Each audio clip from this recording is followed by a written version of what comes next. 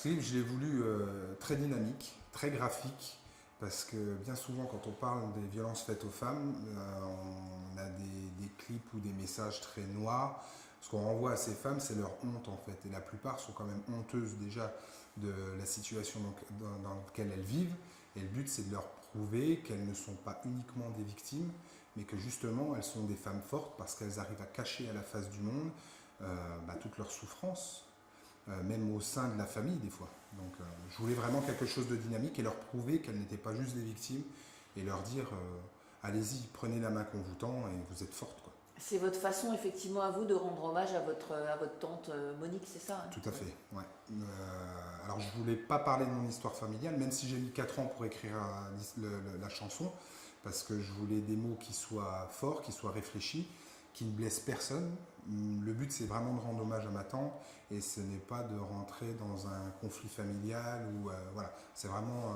et je ne parle pas de l'histoire personnelle de ma tante ou de ma famille, c'est vraiment, j'ai voulu... Disons que ça a été le déclencheur. Le déclencheur, voilà. Ça a été déclencheur de la chanson, de tout ce que je fais aujourd'hui, et puis du thème pour lequel je me bats aujourd'hui.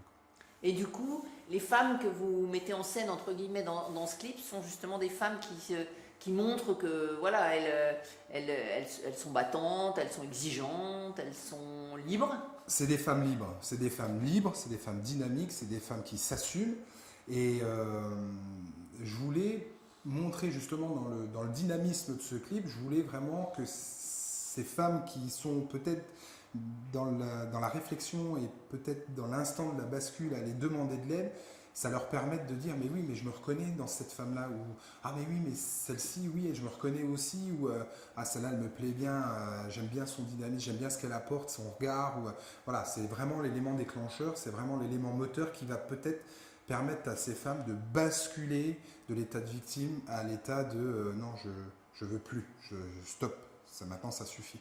Sachant qu'en plus, ces femmes-là, un jour ou l'autre, ça finit mal. Quoi qu'il arrive, malheureusement, aujourd'hui, on a une femme qui meurt tous les 2 jours en Europe sous les coups d'un conjoint, d'un concubin ou d'un ex-concubin, parce que bien souvent, c'est aussi là où l'élément déclencheur. Et il faut que ça s'arrête, le féminicide, il faut à un moment donné... Il ne faut pas oublier qu'aujourd'hui, on est au 21e siècle, alors certainement au 20e, on le disait déjà, mais la femme, aujourd'hui... il faut qu'on comprenne qu'elle n'est pas le faire-valoir de l'homme. Voilà, elle est comme un homme, c'est un être vivant à part entière, elle a le droit d'avoir ses pensées, ses idées et les assumer. Et j'ai une dernière question, parce que les chiffres dans les dom-toms, en Outre-mer, oui. Ils sont encore plus dramatiques. Oui.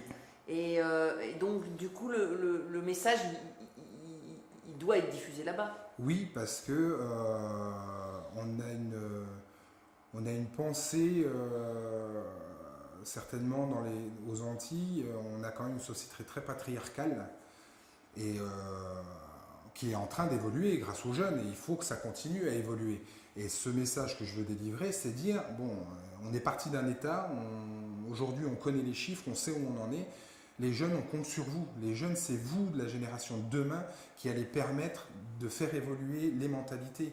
N'oubliez pas, c'est ce que je dis toujours à mes enfants, j'ai 2 filles et un garçon. Mon fils, je l'élève au même titre et sur le même pied d'égalité que mes 2 filles. Vous êtes des êtres humains et n'oubliez pas que vous sortez du ventre d'une femme. Normalement, déjà, rien que ça devrait vous inspirer le respect plutôt que le dégoût ou la violence.